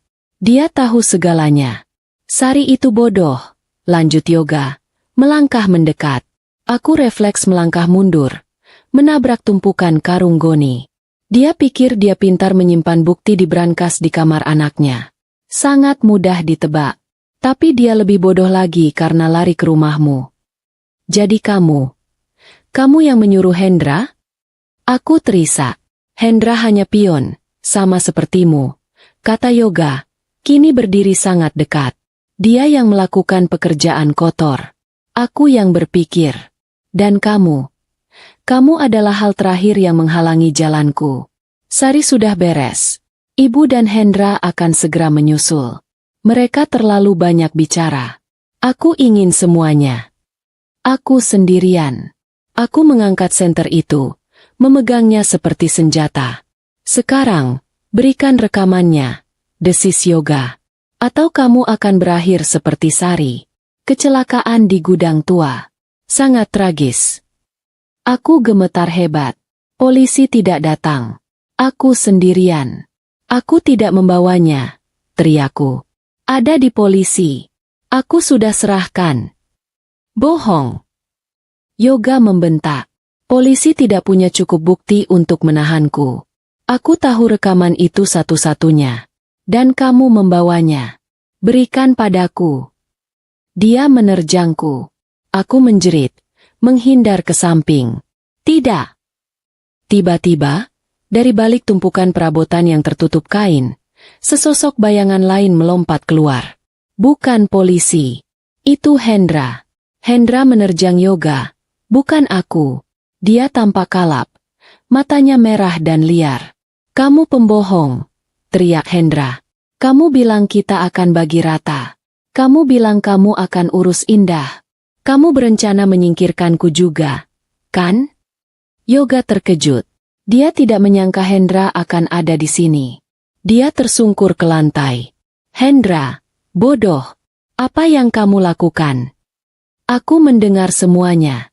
Kamu akan menyingkirkanku setelah ini. Kamu tidak akan mendapatkan warisan itu. Hendra mengambil sepotong kayu, mengangkatnya tinggi-tinggi ke arah Yoga. Aku terpaku ngeri. Kedua monster itu kini saling berhadapan. Tepat pada saat itu. Weu! Weu! Weu! Sirene. Lampu sorot biru dan merah yang sangat terang tiba-tiba membanjiri bagian dalam gudang, menembus celah-celah dinding kayu yang lapuk. Polisi! Jangan bergerak. Kami sudah mengelilingi tempat ini. Suara Inspektur Haris menggema melalui megafon. Yoga dan Hendra membeku. Brak! Pintu geser didobrak dari luar. Puluhan petugas bersenjata lengkap menyerbu masuk. Hendra, dalam kepanikannya, melempar kayu itu dan berlari ke arah pintu belakang. Jangan tembak! Jangan tembak! Dia langsung ditekuk ke lantai oleh dua petugas. Yoga, sebaliknya, hanya berdiri diam. Dia terperangkap. Dia menatapku yang berdiri gemetar di antara tumpukan karung. Wajahnya tidak lagi panik, hanya ada kebencian murni, kebencian seorang predator yang mangsanya berhasil lolos. Dua petugas mendekatinya. Tuan Yoga, Anda ditahan atas dugaan konspirasi dan pembunuhan berencana. Yoga tidak melawan saat tangannya diborgol ke belakang. Saat dia digiring melewatiku, dia berhenti sejenak. Kamu pikir kamu menang? Desisnya, suaranya pelan, hanya untukku. Kamu tidak akan pernah menemukan Caca. Aku terduduk lemas di lantai gudang tua yang dingin. Kakiku tidak sanggup lagi menahan beban tubuhku. Aku berhasil. Aku selamat. Pintu gudang terbuka lebar. Ibuku, Bu Asih, berlari masuk melewati para petugas. Indah. Ya Allah, Nak. Bu Asih memelukku erat, menangis lega. Kamu tidak apa-apa? Kamu tidak apa-apa. Inspektur Haris mendekati kami. Dia tampak lelah, tapi puas. Kerja bagus. Nyonya Indah. Anda sangat berani. Katanya. Kami sengaja menunggu sampai mereka berdua berkumpul. Pengakuan Hendra tadi sudah kami rekam. Itu menyegel kasus mereka. Aku masih gemetar. Aku menatapnya. Dia. Yoga bilang, kami tidak akan pernah menemukan Caca. Bisikku. Di mana Caca yang asli, Pak? Inspektur Haris berjongkok di depanku. Dia salah. Kami tidak hanya duduk diam selama 3 hari ini, katanya, mengeluarkan ponselnya. Saat kami melacak rekening Bank Sari, kami menemukan sesuatu yang aneh. Bukan transfer besar, tapi transfer kecil yang rutin, setiap minggu, ke sebuah yayasan panti asuhan bernama Mutiara Bunda. Aku membelalakan mata. Panti asuhan. Kami juga menemukan riwayat pencarian di laptop Sari, program perlindungan anak, menitipkan anak dengan aman, lanjut Inspektur Haris. Maksud saya, Nyonya Indah, Sari tahu dia dalam bahaya. Aku terkesiap. Sari tidak hanya menyembunyikan bukti di brankas. Dia menyembunyikan anaknya sendiri. Sari sudah menitipkan Caca yang asli di panti asuhan itu seminggu sebelum dia dibunuh. Dia menempatkan anaknya di tempat yang aman, jauh dari ibunya, suaminya, dan kakaknya sendiri. Ujar Inspektur Haris, ada nada kekaguman dalam suaranya. Ya Tuhan, Sari begitu pintar, begitu berani. Gumamku, air mataku kembali mengalir, tapi kali ini bukan karena takut. Itu karena haru dan rasa bersalah. Kami akan ke sana sekarang, Nyonya Indah, kata Inspektur Haris. Suaranya mantap. Ayo kita jemput Caca. Perjalanan 3 jam menuju panti asuhan Mutiara Bunda terasa sangat berbeda dari perjalanan ke gudang tadi. Aku tidak lagi merasa tegang. Hanya kosong namun penuh harap. Aku duduk di kursi belakang mobil polisi bersama ibuku, menyandarkan kepalaku di bahu Bu Asih. Aku akhirnya bisa memejamkan mata sejenak, meskipun bayangan wajah Yoga yang penuh benci terus menghantuiku. Aku telah mengkhianati suamiku? Aku telah menghentikan seorang pembunuh. Kami tiba di panti asuhan itu saat matahari pagi baru mulai menghangatkan bumi. Tempat itu sederhana namun asri, jauh dari kebisingan kota. Seorang wanita paruhbaya yang ramah, ibu pengurus panti, menyambut kami. Inspektur Haris? Saya sudah mendapat telepon dari kantor pusat. Katanya dengan suara lembut. Silakan masuk. Kami duduk di ruang tamu yang sederhana. Jadi benar, donatur kami, Ibu Sari. Inspektur Haris mengangguk. Benar, Bu. Beliau telah meninggal dunia. Kami di sini untuk menjemput putrinya. Ibu pengurus itu tampak sangat sedih. Ya Tuhan, kasihan sekali. Ibu Sari menitipkan Citra di sini, katanya. Dia bilang, keluarga mereka sedang diancam masalah utang besar. Dia takut putrinya diculik. Dia membayar penuh untuk 1 tahun. Apa pesannya jika terjadi sesuatu pada beliau? Tanyaku cepat. Beliau bilang, jika terjadi apa-apa padanya, satu-satunya orang yang boleh menjemput Citra adalah wanita bernama Indah, dengan menunjukkan foto ini. Ibu pengurus itu mengambil sebuah amplop. Di dalamnya ada fotoku yang sedang tersenyum. Diambil saat acara keluarga setahun yang lalu. Di baliknya, Sari menulis, percayai dia dengan nyawamu. Dia bibinya. Indah. Air mataku tumpah. Sari telah merencanakan ini. Dia percaya padaku. Bahkan ketika aku sendiri ragu pada dirinya. Di mana dia, Bu? Tanyaku. Suaraku serak. Anak-anak sedang sarapan di ruang makan. Mari saya antar. Kami berjalan menyusuri koridor. Aku bisa mendengar suara tawa anak-anak. Jantungku berdebar tak karuan. Kami tiba di sebuah ruangan besar yang terang. Puluhan anak kecil sedang duduk mengelilingi meja-meja kecil. Ibu pengurus menunjuk ke seorang anak perempuan yang duduk sendirian di dekat jendela. Dia tidak tertawa seperti anak lain. Dia hanya menatap keluar jendela, mengaduk-aduk mangkuknya. Dia sehat. Rambutnya diikat rapi. Dia tidak di kursi roda. Citra, panggil ibu pengurus pelan. Anak itu menoleh. Matanya adalah mata Sari. Aku merasa kakiku lemas. Bu Asih memegangiku. Itu dia, bisik Bu Asih. Itu Caca. Caca yang asli. Aku berjalan pelan mendekatinya. Anak itu menatapku dengan pandangan bingung dan sedikit takut. Halo. Bisikku. Aku berjongkok agar sejajar dengannya. Aku mengeluarkan ponselku, membuka galeri foto. Aku menunjukkan foto Sari yang sedang tersenyum, memeluk Caca. Mata anak itu langsung terpaku pada foto itu. Bibirnya gemetar. "Ibu!" bisiknya. Lalu dia mengangkat kepalanya, menatapku. Matanya yang cerdas mengamati wajahku. "Bibi indah?" Suaranya kecil dan ragu. Aku mengangguk, tidak sanggup bicara. Air mataku mengalir deras. Ibu bilang Bibi akan menjemputku," kata Caca. Matanya mulai berkaca-kaca. "Ibu bilang aku harus menunggu Bibi."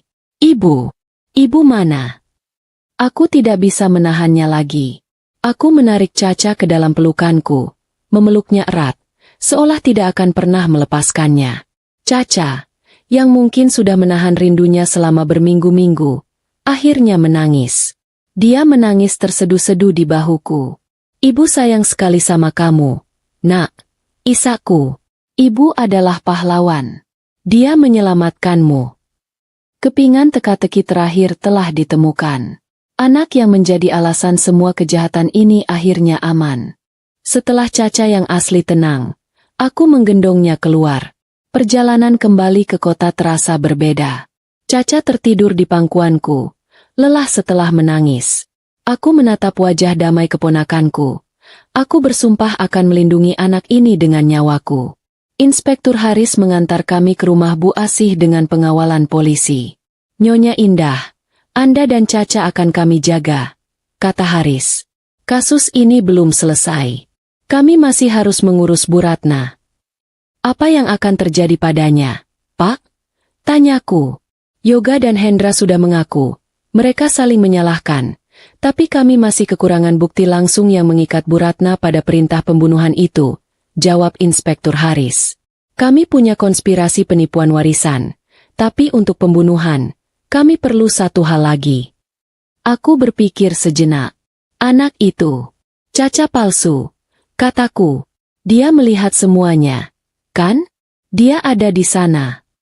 Inspektur Haris mengangguk. Dia masih di rumah aman. Masih tidak mau bicara. Psikolog bilang dia trauma berat, atau dilatih dengan sangat baik untuk diam. "Biar saya bicara dengannya," kataku. Inspektur Haris terkejut. "Anda?" "Dia dilatih oleh Bu Ratna untuk menipuku. Dia tahu siapa aku," jelasku. "Dan bawa Caca. Biarkan dia melihat Caca yang asli." Sore itu, aku pergi ke rumah aman dinas sosial. Aku menggendong Caca yang baru bangun tidur. Bu Asih menemaniku. Inspektur Haris dan seorang psikolog anak sudah menunggu. Caca palsu, yang kami ketahui bernama Sari, nama kebetulan sama dengan bibinya, duduk di sebuah ruangan bermain. Dia masih mengenakan pakaian yang sama, duduk meringkuk di sudut. Dia menolak makan dan bicara. Dia hanya menatap dinding. "Sari," kata psikolog itu lembut. "Dia punya tamu." Sari tidak menoleh. Aku melangkah masuk. Aku mendudukkan Caca di sofa kecil. Kemudian aku berjongkok di depan Sari. "Halo, Sari," kataku pelan. Sari menegang. Dia mengenali suaraku. Perlahan, dia menoleh. Matanya membelalak ngeri melihatku. Dia pasti mengira aku sudah mati. Kamu masih hidup," bisik Sari. Itu adalah kata-kata pertama yang dia ucapkan dalam 3 hari. "Aku masih hidup," kataku. "Permainannya sudah selesai. Sari, Yoga, Hendra, dan Bu Ratna, mereka semua sudah ditangkap." Sari mulai gemetar. Ketakutan yang selama ini dia sembunyikan di balik topeng datarnya kini meledak. Dia menangis. Tangisan yang putus asa. Mereka akan membunuhku," isaknya. "Nenek Ratna bilang kalau aku bicara, aku akan mati." "Kamu tidak akan mati," kataku tegas. "Kami akan melindungimu. Kamu lihat anak itu." Aku menunjuk Caca yang kini terbangun dan menatap Sari dengan bingung. "Itu Caca. Caca yang asli. Dia selamat. Sama sepertimu. Sama sepertiku." Sari menatap Caca. Dia menatapku. Dia melihat Inspektur Haris di pintu. Dia sadar. Para monsternya telah kalah. Ceritakan pada kami, Sari, kataku lembut. Ceritakan semuanya. Bantu kami menghukum Nenek Ratna. Bantu kami mendapatkan keadilan untuk Bibi Sari. Dan Sari pun bercerita. Dia menceritakan bagaimana Hendra menculiknya dari jalanan setahun yang lalu. Bagaimana Bu Ratna melatihnya. Bukan hanya berpura-pura lumpuh. Bu Ratna menyiksanya, mencubitnya, memukul kakinya dengan rotan untuk melatihnya agar tidak bereaksi terhadap rasa sakit. Dia diancam akan dibuang ke sungai jika dia gagal. Dan dia menceritakan malam pembunuhan itu. Ibu Sari tahu, Ishak Sari. Dia sudah tahu aku palsu. Dia mau membawaku pergi bersamanya. Tapi Paman Hendra datang. Mereka bertengkar hebat. Nenek Ratna ada di telepon, berteriak-teriak. Sari menirukan suara Bu Ratna. Bereskan dia sekarang. Gunakan racun itu. Bawa dia ke rumah Indah. Biar Indah yang disalahkan. Aku menutup mulutku. Jadi itu rencananya. Membunuh Sari dan menjebakku. Paman Hendra memukul Ibu Sari. Lanjut Sari, gemetar hebat. Lalu dia memaksa Ibu Sari meminum cairan dari botol kecil. Ibu Sari melawan. Dia berhasil kabur. Dia menggendongku. Membawaku ke kursi roda. Dia lari ke rumah Bibi. Dia mau menyelamatkanku juga. Dia bilang lari. Tapi aku terlalu takut pada Paman Hendra. Sari menangis sejadi-jadinya. Inspektur Haris telah merekam semuanya. Ini dia, kesaksian mata yang terakhir untuk peti mati Bu Ratna. Terima kasih, Sari, kataku. Hatiku sakit untuk anak itu. Kamu sangat berani. Kamu aman sekarang. Di seberang ruangan, Caca menatap mereka. Dia tidak mengerti apa yang terjadi. Tapi dia melihat bibinya memeluk anak lain yang menangis. Dia berjalan pelan dan menepuk punggung Sari. Di ruangan itu, ketiga korban dari kekejaman Bu Ratna, aku, Caca, dan Sari, bersatu. Dan aku tahu, keadilan akhirnya akan datang. Ruang interogasi di markas besar kepolisian terasa pengap. Meskipun pendingin udara berdengung pelan. Bu Ratna duduk tegak di kursi besi. Dagunya terangkat angkuh. Dia sudah berada di sana selama berjam-jam. Diapit oleh pengacara mahalnya yang wajahnya tampak bosan. Topeng duka Bu Ratna telah berganti dengan topeng arogansi. Dia adalah korban, katanya. Ibu yang malang yang putrinya tewas dan kini putra satu-satunya serta menantunya yang gila harta. Aku mencoba menjebaknya. Inspektur Haris masuk ruangan. Wajahnya lelah namun keras. Dia meletakkan sebuah map tebal di atas meja. Di belakangnya, aku masuk, didampingi oleh Bu Asih. Mata Bu Ratna menyipit penuh kebencian saat melihatku. Berani sekali kamu kesini, wanita ular. Kamu sudah meracuni pikiran anakku.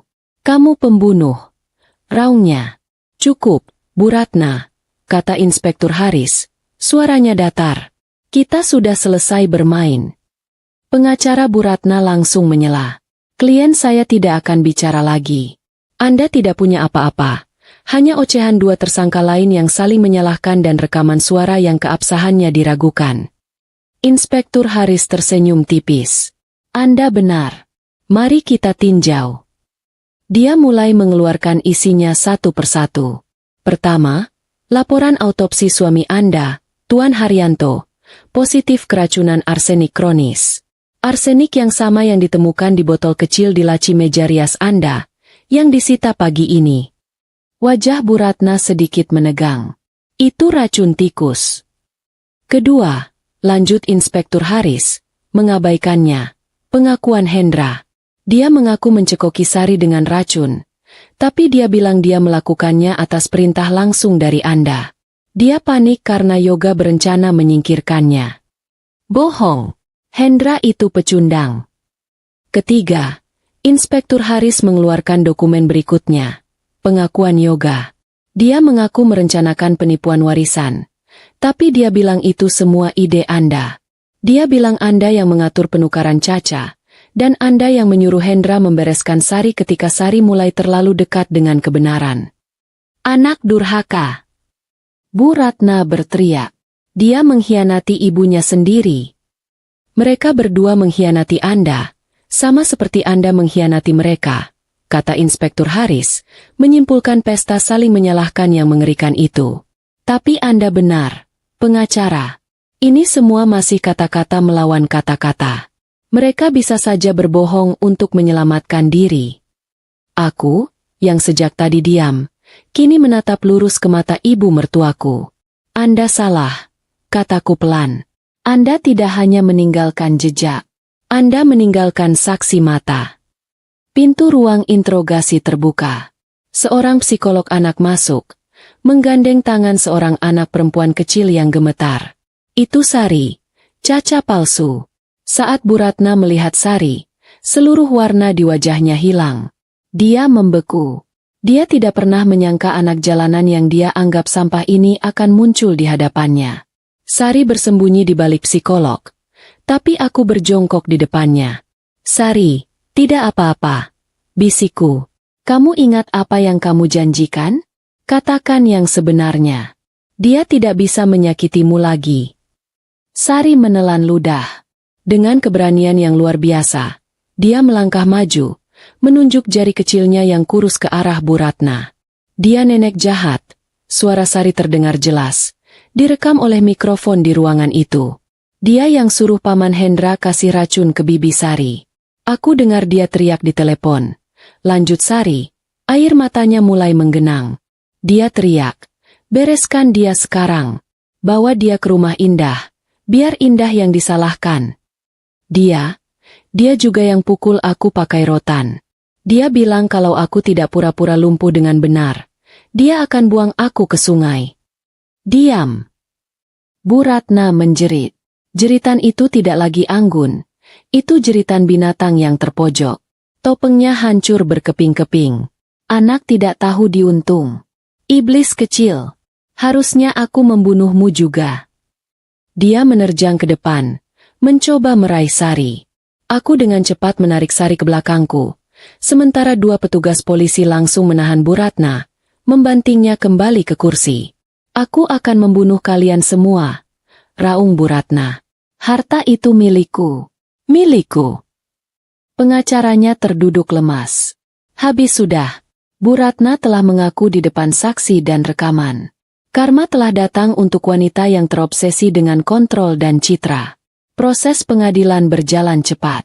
Bukti-buktinya tak terbantahkan.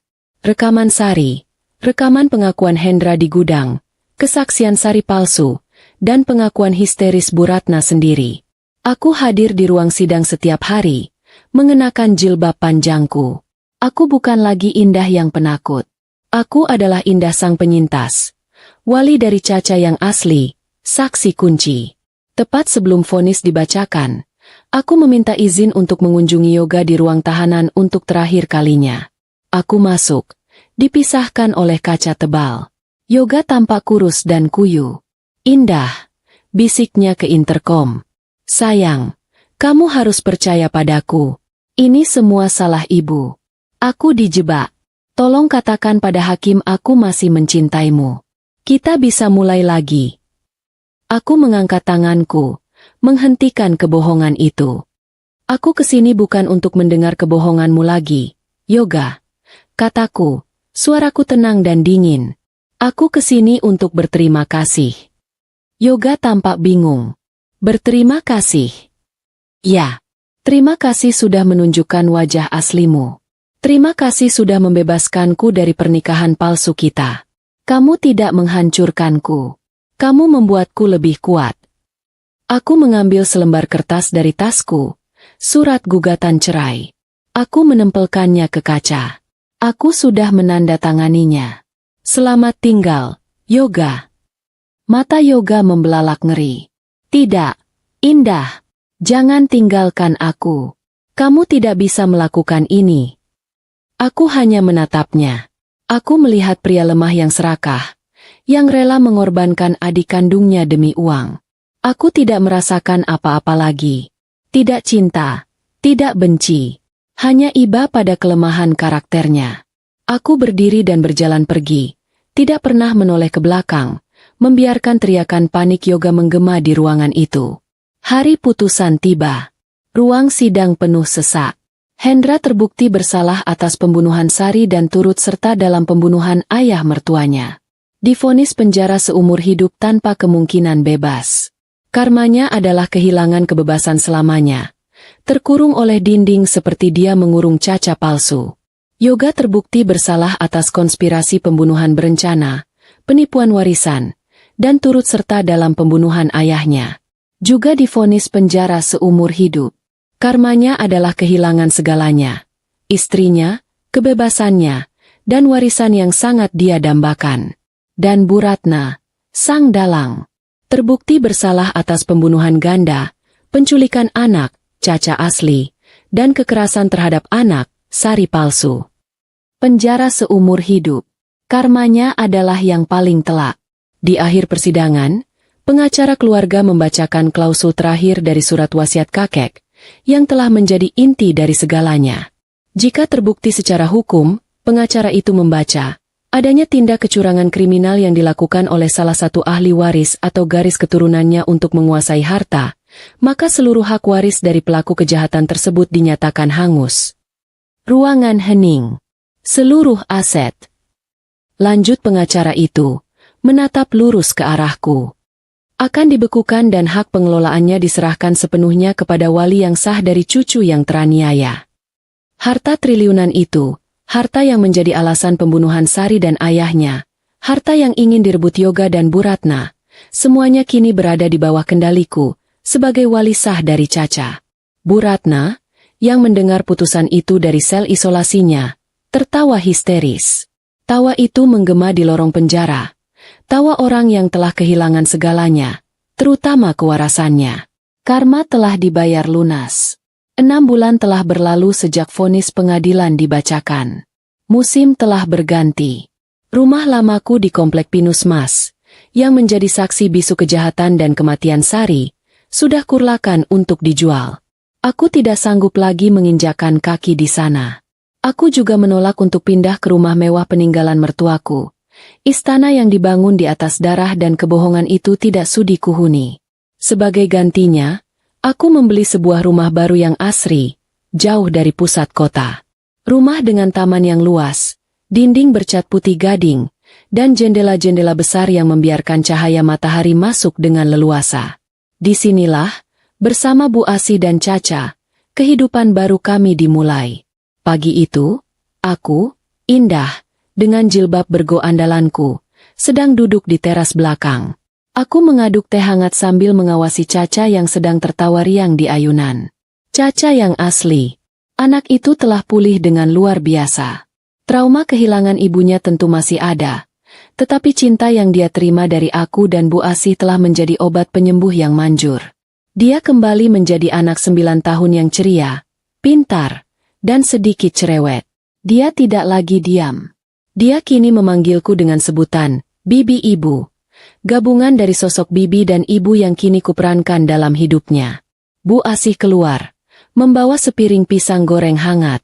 Anak itu terlihat bahagia sekali. Nak, kata Bu Asih, duduk di sebelahku. Dia berhak bahagia, Bu, setelah semua yang dia lalui, jawabku. Aku menatap ibuku, wanita tangguh yang telah menjadi sandaranku. Kami semua berhak bahagia. Hari itu, aku memiliki agenda penting. Setelah menitipkan Caca pada Bu Asih, aku pergi ke sebuah panti asuhan lain di kota. Bukan panti tempat Caca disembunyikan, tapi panti asuhan pemerintah tempat Sari palsu kini dirawat. Aku masuk dan melihat Sari sedang duduk di ruang belajar, mengerjakan PR. Dia tampak lebih sehat, pipinya lebih berisi. Dia tersenyum saat melihatku. Kak Indah, panggilnya, berlari memelukku.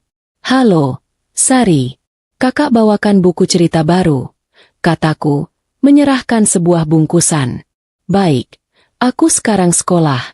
Aku dapat ranking 3, Kak. Lapornya bangga. Aku tersenyum tulus. Kesaksian Sari di pengadilan sangat krusial. Sebagai balasannya, aku memastikan anak itu mendapat perawatan terbaik. Kami juga berhasil melacak keluarga asli Sari, keluarga miskin di desa yang kehilangan Sari bertahun-tahun lalu. Mereka telah dipertemukan kembali, dan Sari kini tahu bahwa dia memiliki keluarga yang mencarinya. Kak Indah, kata Sari pelan. Apakah nenek jahat itu? Apakah dia masih di penjara? Masih, kataku lembut. Dia tidak akan pernah bisa menyakitimu lagi. Kakak janji. Setelah dari panti, aku menuju ke sebuah gedung perkantoran mewah. Inilah bagian tersulit. Mengurus warisan. Sebagai wali, aku memiliki kuasa atas kekayaan yang jumlahnya sulit kubayangkan. Para pengacara menungguku di ruang rapat. Mereka menyodorkan proposal investasi, properti mewah, dan saham. Mereka mengira aku akan hidup berfoya-foya. Aku menggelengkan kepalaku. Saya tidak mau semua itu, kataku tegas. Para pengacara terkejut. Saya sudah menandatangani surat-suratnya, kataku, meletakkan sebuah map tebal di meja. 90% dari seluruh aset tunai, saham, dan properti milik keluarga itu akan dilikuidasi. Apa, Nyonya? Itu. Dan seluruh dana tersebut, aku melanjutkan, suaraku mantap, akan dimasukkan ke dalam sebuah yayasan baru yang saya dirikan, Yayasan Sari. Ruangan itu hening. Para pengacara menatapku tak percaya. Yayasan yang didedikasikan untuk membantu perempuan dan anak-anak korban kekerasan dalam rumah tangga, serta menyediakan beasiswa penuh untuk anak-anak yatim piatu, jelasku. Harta itu berlumuran darah, kataku pelan, menatap keluar jendela. Darsari, darah ayah mertua saya. Saya tidak akan membiarkan anak saya, Caca, hidup dari uang itu. Uang itu harus dicuci. Dan satu-satunya cara mencucinya adalah dengan menggunakannya untuk menyelamatkan orang lain. Untuk menyelamatkan sari-sari lain di luar sana. Sisanya 10% akan menjadi dana perwalian untuk biaya hidup dan pendidikan Caca hingga dia dewasa. Tambahku. Itu lebih dari cukup. Silakan diurus. Aku berjalan keluar dari ruangan itu, meninggalkan para pengacara yang tercengang. Aku merasa ringan. Beban triliunan rupiah itu telah terangkat dari pundakku. Sebuah berita kecil di televisi penjara beberapa hari kemudian mengabarkan peresmian Yayasan Sari. Bu Ratna, yang sedang menonton di ruang rekreasi sel isolasinya, melihat wajahku yang tersenyum di layar, menggunting pita. Di sebelahku berdiri Caca yang bahagia. Harta yang dia kejar dengan membunuh suami dan anak kandungnya kini digunakan untuk amal, atas nama Sari. Bu Ratna menjerit. Dia mengambil kursi dan melemparkannya ke televisi. Dia meraung-raung seperti binatang buas sebelum akhirnya diseret oleh penjaga kembali ke sel isolasi. Di sana, dalam kegelapan, dia menghabiskan sisa hidupnya. Tidak hanya kehilangan hartanya, tapi juga kewarasannya. Di tempat lain, Yoga dan Hendra mendengar kabar itu dari sesama narapidana. Nama Sari, korban mereka, kini diagungkan. Sementara mereka berdua hanyalah pembunuh yang terlupakan, membusuk di penjara. Sore itu, aku kembali ke teras rumahku. Bu Asih membawakan teh, persis seperti dalam bayanganku. Caca tertidur di pangkuan ibuku, lelah setelah bermain. Aku menatap langit senja yang berwarna oranye keemasan. Aku telah melalui neraka. Aku kehilangan suami yang kucintai, namun menemukan bahwa cinta itu palsu.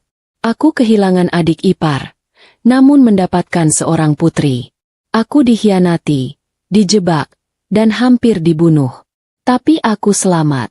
Aku menatap Caca yang tertidur pulas. Aku menatap ibuku yang tersenyum padaku.